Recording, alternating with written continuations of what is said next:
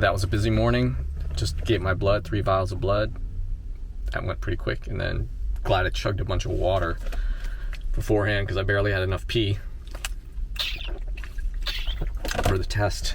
Anyway, too much information again. The start of my day.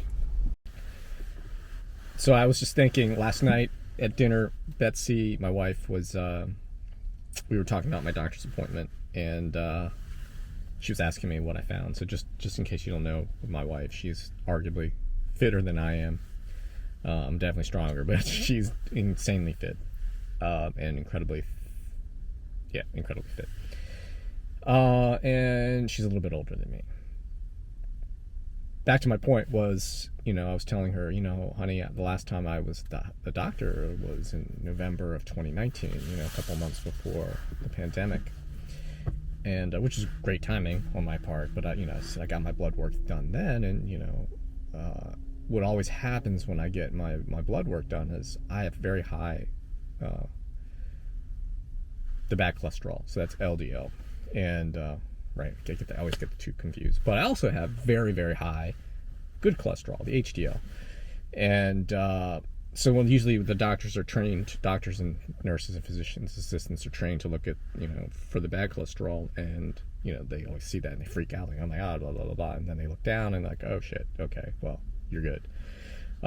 So I was telling, reminding Betsy of that, just so if I do die and they do an autopsy, it's like, did you know your husband's cholesterol was freaking through the roof? But she reminded me that, she said, honey, you used to eat pretty bad. And it's like, yeah, things have changed a lot since then, and since then it's not that long ago. And it reminded me, it was that winter, late the 2019 and 2020 winter, that's when a lot of stuff in my life changed, or at least came together. And that's when I just started to lose a lot of weight, because I realized I was overeating at lunch. I mean, Chipotle was my jam, and I used to eat there all the time, just out of convenience. And I was working a lot, and it was just convenient, and I loved Chipotle. But what I started doing is that winter I stopped eating there and tried to either bring my own lunch or starve myself, which is stupid, blood sugar wise, and eat at home. And then the pandemic happened, and then that just cut out my whole eating out. But that winter before the pandemic, I had unbeknownst to me lost quite a bit of weight, and it ended up being almost over 10 pounds. It was like 14 or 15 pounds, and I was like, probably the heaviest is 154. And keep in mind, I was very fit.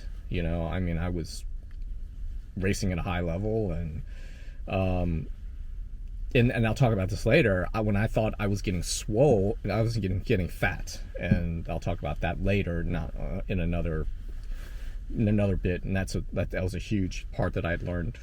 But so I'd lost about almost 15 pounds. I went from 154 to like 139. I was super ripped by like my birthday, that of 2020, and that's the same time I had got chosen for American Ninja Warrior, and that's another story. That first time, that was actually a very cool story. But yeah, and she said, honey, you used to eat so bad. You used to eat she said, you remember how you used to eat donuts all the time? And I was like, yeah, I miss those. And one of my favorite donuts was, I used to get them from Shoppers Food Warehouse, because they would have these literally called colossal donuts. And I think they were like 49 cents for these massive carb sugar bombs. Massive, absolutely massive. And if you bought half a dozen, it was, I want to say, half a dozen was for $3. Something insane. But I love those. And I told her, actually, honey, I stopped by Trader Joe's after the doctor's appointment, and I literally had a 4-pack of blueberry muffins in my bag. And I walked around a couple aisles, looked at the package, and reminded myself that each one of those things, which I could devour in a heartbeat, was 360 calories. So I went back And I put it back on the shelf. And she said, "Good job." And she said, that's just nothing but empty calories. Like, but they're good calories. So I guess the point here is you can change. And the thing is, when you have bad habits and you don't take an audit, you don't realize like how bad they are. But also, those flip side, you don't realize how easy it is to change them. No, I would say easy. They're not easy. It takes about 6 weeks to form a habit. Read James Clear's book, Atomic Habits. But if you can get yourself in a headspace, in a place where you can form a habit, it takes help at home. It takes help. And I'm lucky with Betsy that she eats so healthy. She's such a healthy eater. And my son too, for that matter. Thank goodness he learned that stuff from his mom, that he eats incredibly well. I don't think the boy's never had a soda in his life, or if he has, he kind of like, I'd rather not. I'll just drink water. I mean, that's pretty friggin' amazing. And but again, to my point is, to form a habit, it really helps to have help at home and to be in a conducive environment to form a habit. And so back to my weight thing, I've gained the weight back a little bit. I'm like, I float 145, 147, but for my size, for my life, any fluctuation with a pound or two is a lot. But 145, 147 is where I feel most comfortable. I don't lose my sanity. I've got enough power, strength, stamina, that it makes it a good weight for me. So anyway, that's the end of the rant. Probably talk to you guys later.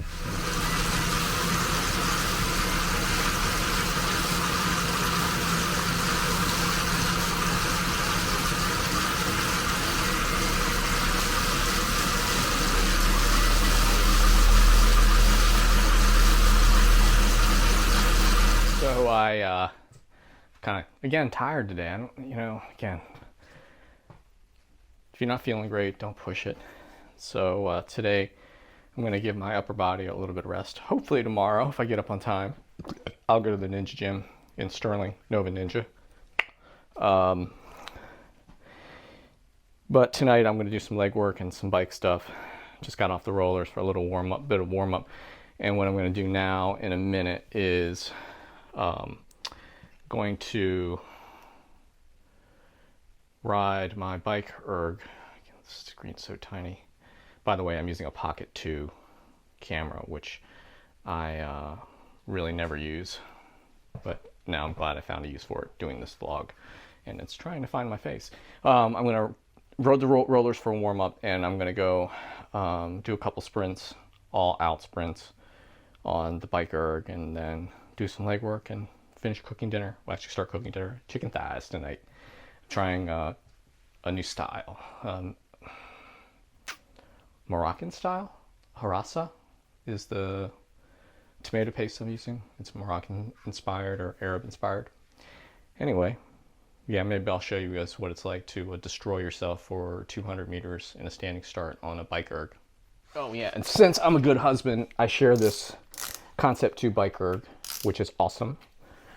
I don't think it gets nearly as much love as it should, probably because I think people have a sunk cost fallacy, thinking if you pay more for something, it's somehow better. This thing's this absolute steal. It's not perfect, but it is designed to be abused. And I don't nearly explore all its capability because I'm not that big of a dude. But I'm a hell of a sprinter, so it's plenty enough for me. I can't put out more than 1200 watts on this thing. But what I'm doing now is I share this with Betsy. Betsy actually probably rides, Betsy for sure rides it more than I do time-wise. She does Tuesday morning, 1 hour Peloton, nonstop with weights. And I believe she does it, she'll do it on the weekends if it's raining out. Otherwise, she'll ride her road bike for 90 minutes to an hour and 45. So she'll ride 21 miles. Right? Yeah, 21 miles at a 15 mile per hour pace. Anyway, she's a badass. Even when it's cold, she'll ride up until like 30, 36, I think she said her cutoff is. Anyway, so what I got to do is, I don't want to get a kicker. I have a kicker. I don't want to get another one. I don't want to hook up my bike to my Le Mans trainer, which is basically a bicycle version of this, because this is fan based, which is the most realistic resistance you're going to get having it fan based. And what I do is I just swap the pedals and just have this bike erg taped off and marked off to where I need it. I mean, you saw how long it takes. It takes longer to change the pedals than anything. And then I put my shoes on and I go. So I'll get situated on the bike and then let you guys watch an effort. 5, 4, 3, 2, 1.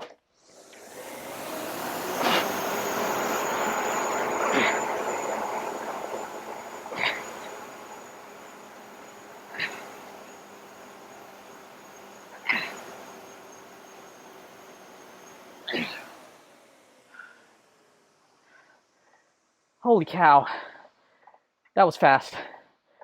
That was a second faster than I did it a few days ago. That was 14.8 seconds.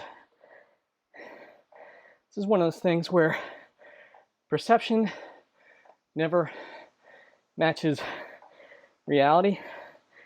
That was a standing 250 meter effort. It actually felt pretty good. What happens is you get to about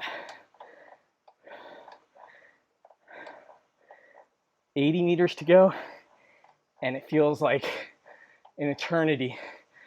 You go into 75 to 55 to 35, and you're thinking, I think I'm gonna die, and stop at 5 meters to go. No kidding. It's that hard. Yeah. So my plan is to do this at least once a week. No, to do this once a week. It had been ever since I got home from LA in October, to do this once a week to keep the juices up. If I was asked to be on Ninja Warrior, even if I was asked to be on Ninja Warrior, to keep on doing this. So this isn't weird, me talking to my back. And what I'm gonna do is cool down. Now, the cool thing about the bike erg, or all the Concept 2 stuff, is that they have their own app, and it's gotten much better the last year. Totally different product. Works great, connects pretty easily. It's not as janky as it was before. And more importantly, you can upload your workout after it's been calibrated and verified. There's a calibration and verification procedure on all their machines when you attempt a record. Consistently, I've had this machine, I want to say since 2017 or so. And despite my age, I've been consistently, I think, at the top 10 for the 200 meter. The problem is they don't have any weight categories like they do for the rower and the ski erg, which I think is stupid. So a big 250-pound dude could easily put out enough watts to smash me, and they do. But anyway, I'm crying about nothing that really matters. Anyway, I'm gonna ride this for a few minutes as a cool down, and then do another effort and start dinner. 5, 4, 3, 2, 1.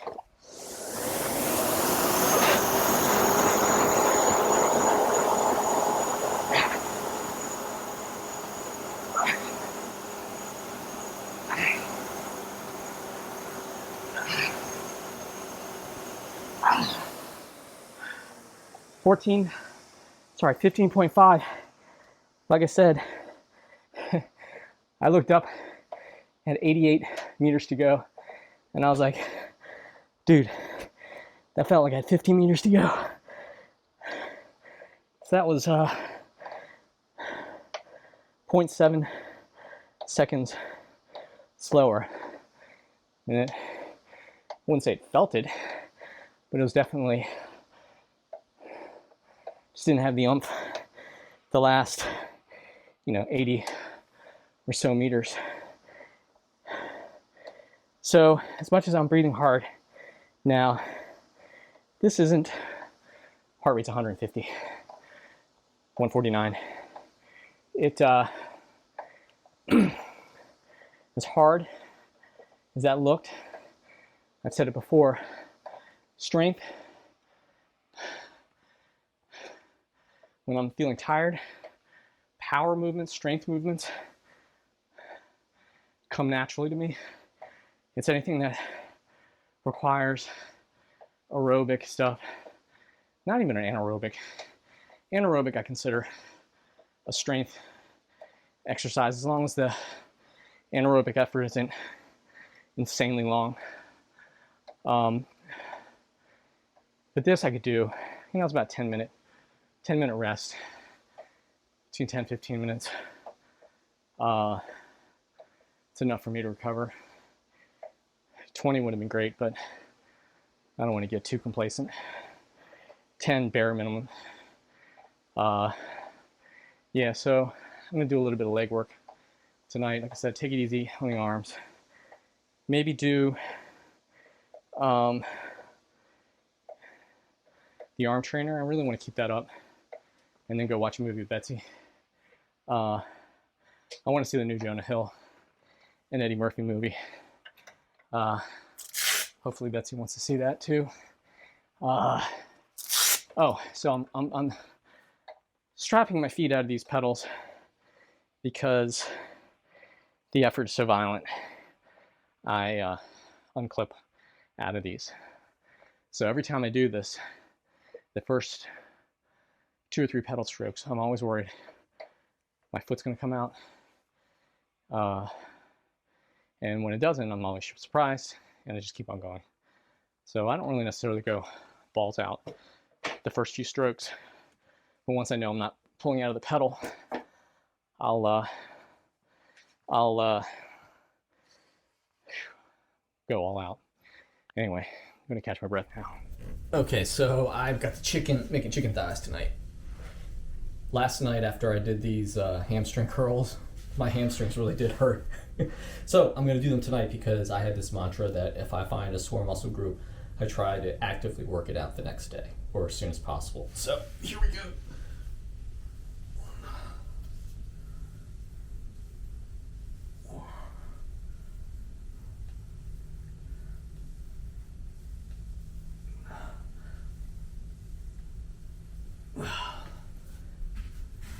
So what I'm going to do is do a few sets of these and then go ahead and do my arm trainer and eat.